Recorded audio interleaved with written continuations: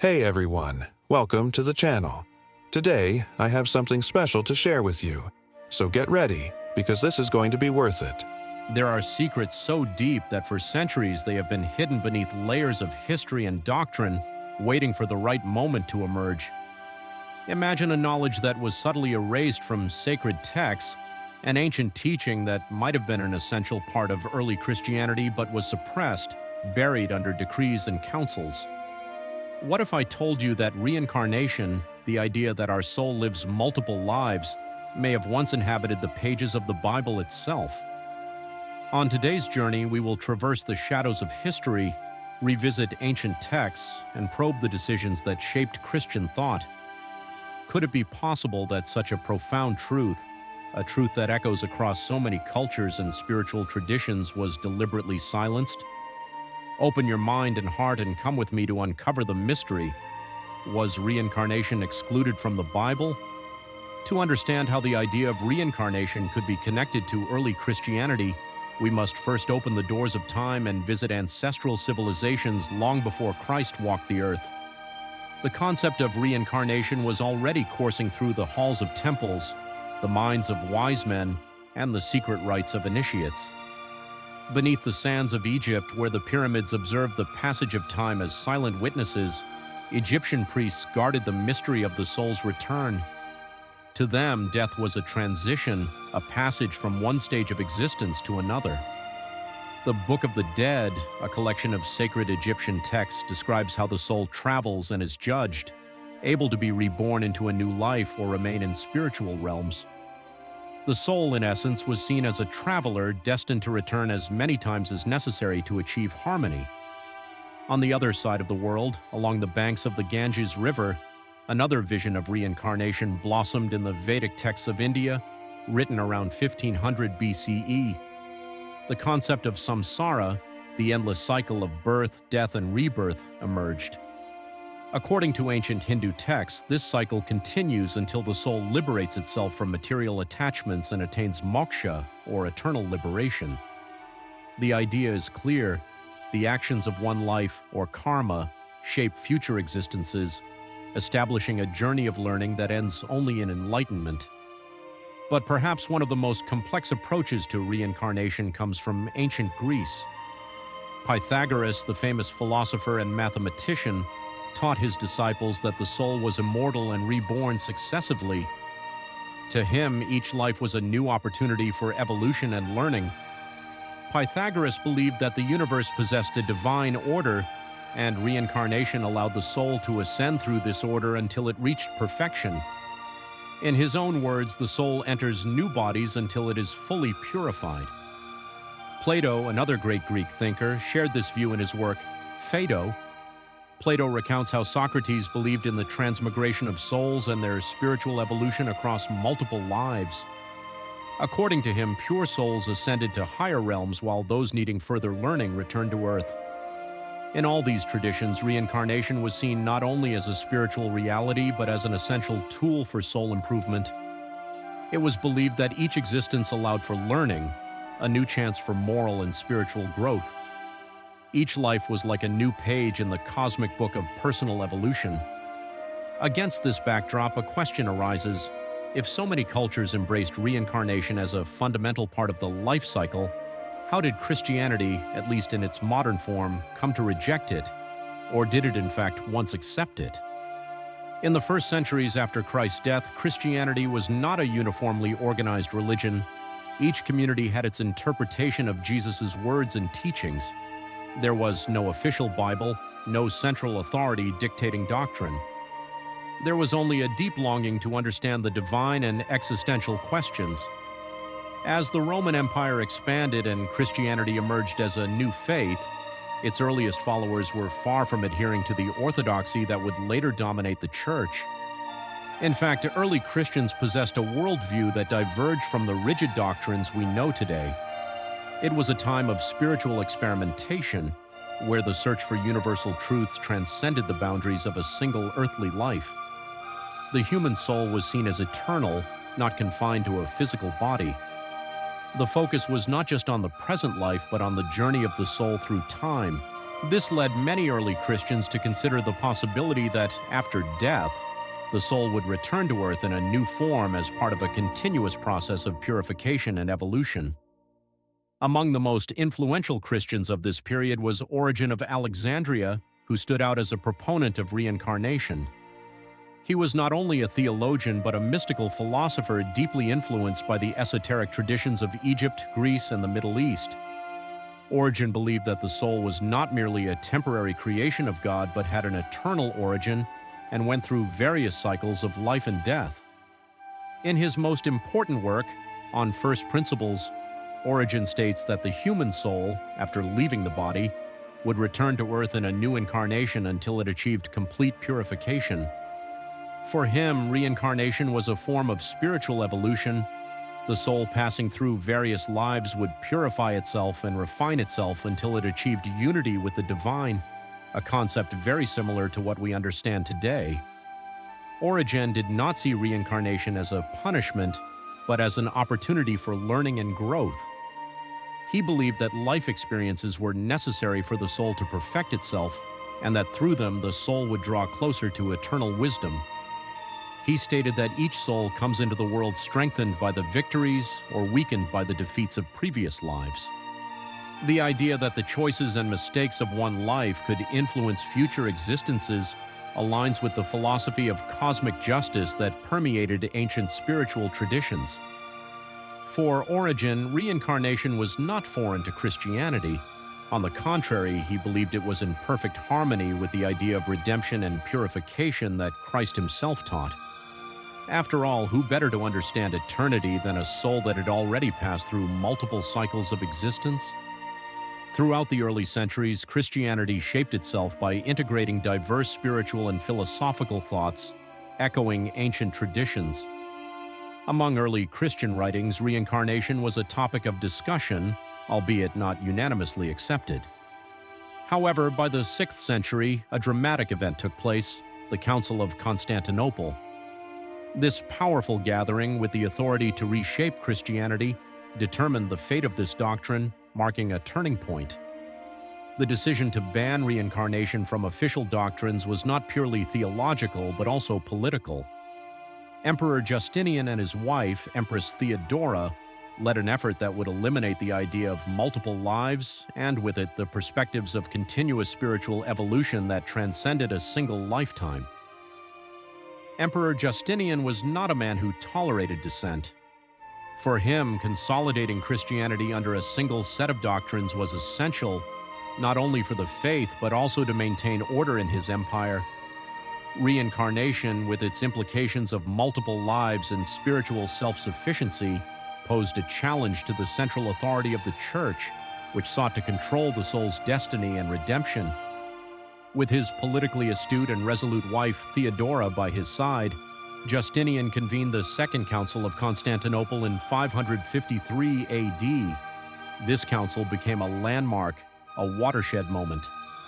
With the backing of ecclesiastical leaders closely allied with imperial power, Justinian wielded the council as a tool to establish a uniform doctrine. The Council of Constantinople gathered bishops and theologians from various regions, especially from the Christian East, though there were also some representatives from the West. Key figures present included Patriarch Menas of Constantinople, who presided over the council, and Bishop Vigilius of Rome, who initially resisted certain decisions but ultimately yielded to imperial pressure. The eradication of reincarnation from Christianity was far from a purely theological matter. Reincarnation presented a powerful idea.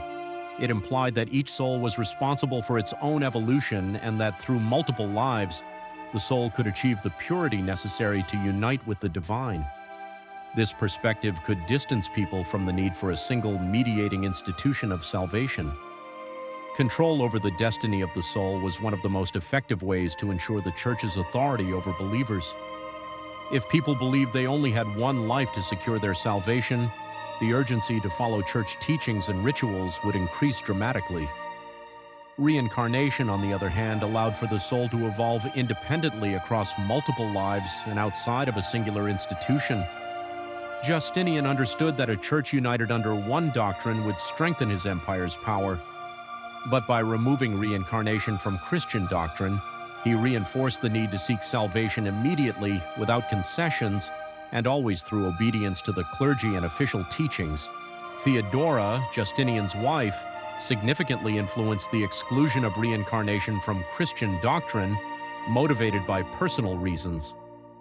Before rising to the throne, Theodora's life had been marked by poverty and the social stigma of her past as an actress and prostitute, experiences that instilled a deep fear of being reborn into a new life with similar hardships. This personal fear, combined with Justinian's desire to unify Christian doctrine and strengthen the Church's power as the sole mediator of salvation, promoted the view that each person had only one life to secure the destiny of their soul. Justinian explicitly ordered that the doctrine of reincarnation be deemed heretical. The political pressure was so immense that even the most resistant voices eventually accepted the decision, whether out of fear or convenience. In the end, Origen was declared a heretic, and his ideas on reincarnation were deemed incompatible with official Christian doctrine.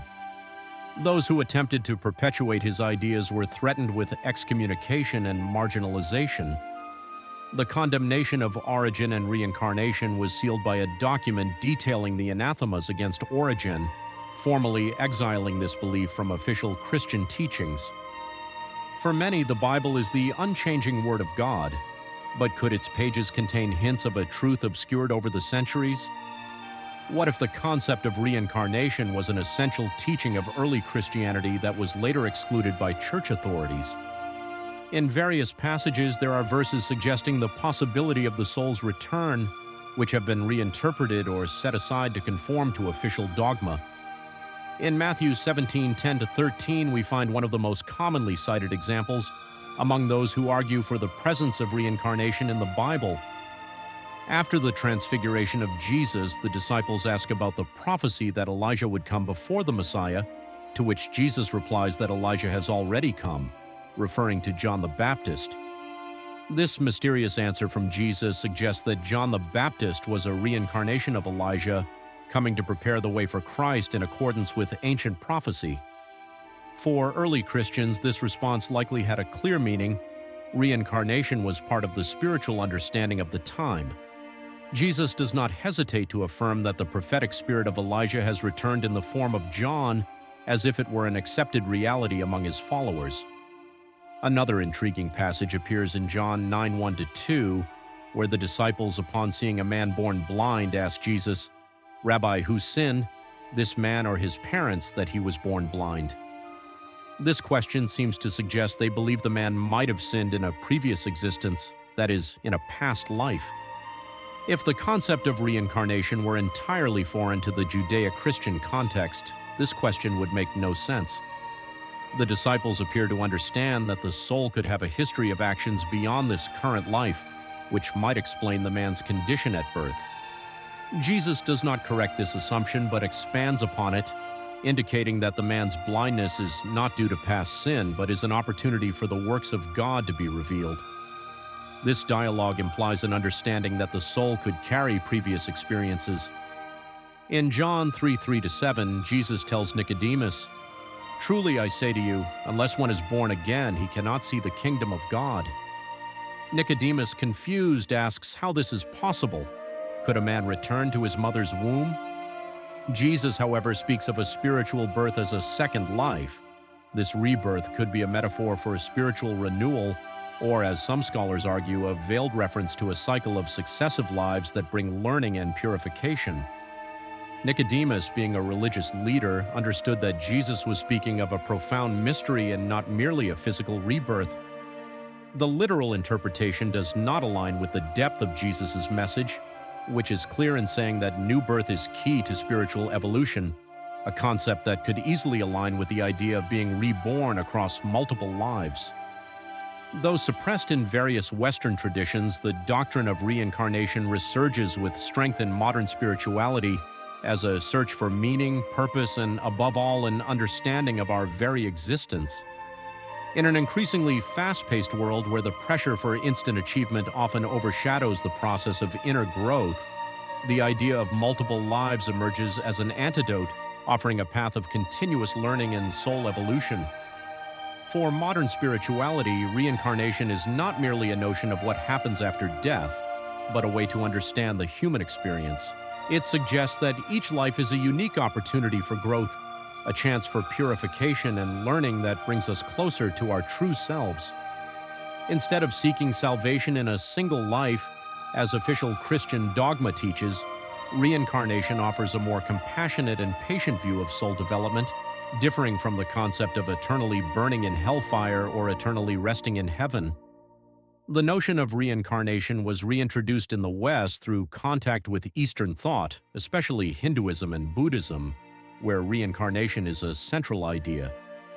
Philosophers like Alan Watts, spiritual leaders like the Dalai Lama, and gurus like Swami Vivekananda helped popularize this belief, emphasizing that the cycle of birth and rebirth is a process of liberation and self-awareness. According to these traditions, a person's actions, their karma, not only shape their current life, but also their future lives, fostering a deep understanding of responsibility and interconnectedness among all beings. Over time, this perspective found fertile ground in the West. Rebirth and karma, once seen as exotic concepts, became foundational for reflection, bringing forth a renewed understanding of life and the soul. Beyond philosophy, reincarnation has also gained support within modern psychology. Researchers like Ian Stevenson, a psychiatrist and professor at the University of Virginia, devoted decades to studying cases of children who reported detailed memories of past lives. These studies revealed remarkable evidence where children from different parts of the world described facts about deceased individuals they had never met, recalling specific details such as names and places which were later verified. Past life regression practices, popularized by therapists like Brian Weiss, suggest that exploring experiences from previous lives can help individuals resolve deep-seated traumas, phobias, and emotional blockages that appear to have no origin in the current life. Rather than viewing reincarnation solely as a philosophical concept, transpersonal psychology explores the possibility that we carry past life experiences and that these memories, whether conscious or unconscious, impact our present psyche. Reincarnation remains one of the great existential questions, a mystery that provokes, inspires, and at the same time challenges our deepest beliefs. For some, the idea of multiple lives represents a key that opens doors to spiritual understanding and continuous growth, suggesting that the soul, like an eternal pilgrim, is always seeking its own truth. For others, it is a belief that does not align with their perception of what it means to be human and to exist, something that seems so distant from what the Christian tradition officially left us. Regardless of one's position, reincarnation is ultimately not a doctrine to be accepted or rejected blindly. It invites each individual to seek within themselves what resonates, to find answers that illuminate the path and bring inner peace. In the end, whether our essence is part of an eternal cycle of rebirths or a unique breath upon the earth, what truly matters is not the destination, but how we live here and now. What counts is whether we are living with purpose, compassion, responsibility, and a heart overflowing with love. Thank you for watching.